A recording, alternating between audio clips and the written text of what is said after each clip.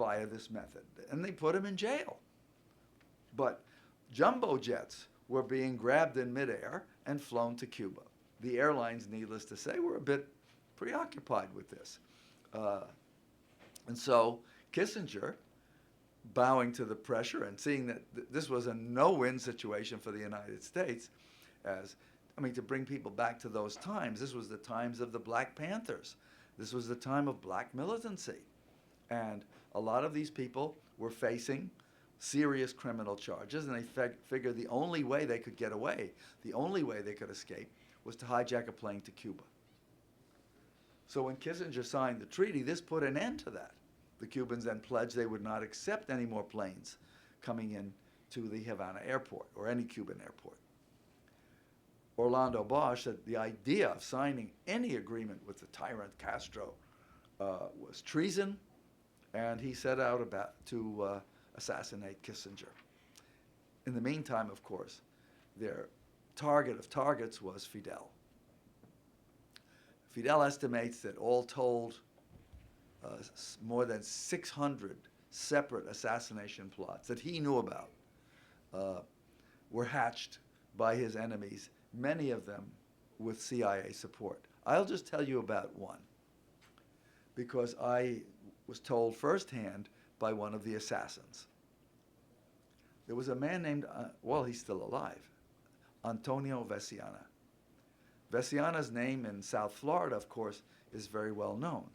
He started an organization called Alpha 66. This was one of the early terrorist organizations. By the way, it's still going, although Veciana has retired. In 1971, the news was released that Fidel Castro would visit Chile. This was the time when Dr. Salvador Allende was president of Chile. Fidel stopped in there, was going to visit in the, early winter or late fall of that year. Veciana plotted then with Luis Posada Carriles. And I want to make a point. Veciana was a social democrat. He was a comrade of Eloy Gutierrez Menoyo, one of the comandantes in the revolution, who broke with Fidel on the grounds that Fidel was violating civil liberties. So Gutierrez Menoyo and Veciana were sort of, European socialist types. Posada was a way out fascist right-winger. But as Veciana said, what did ideology have to do with killing? Nothing. He said, when you're out to assassinate somebody, you don't give a damn what their ideology is. You want somebody who kills.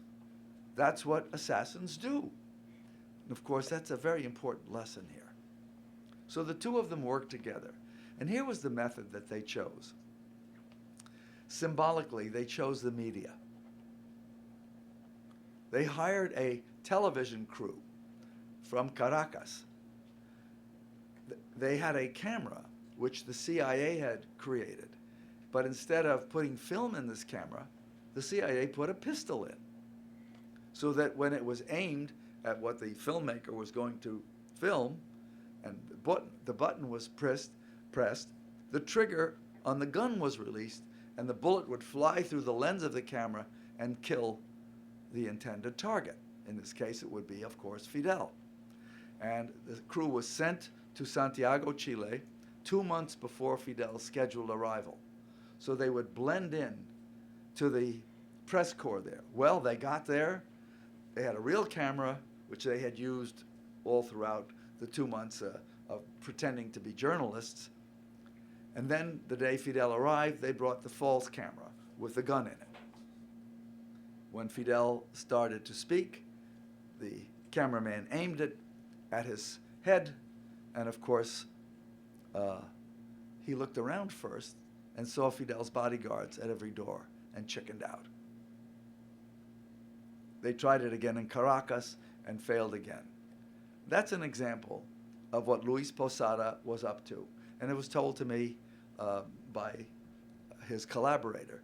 And without the CIA, of course, they couldn't have done it.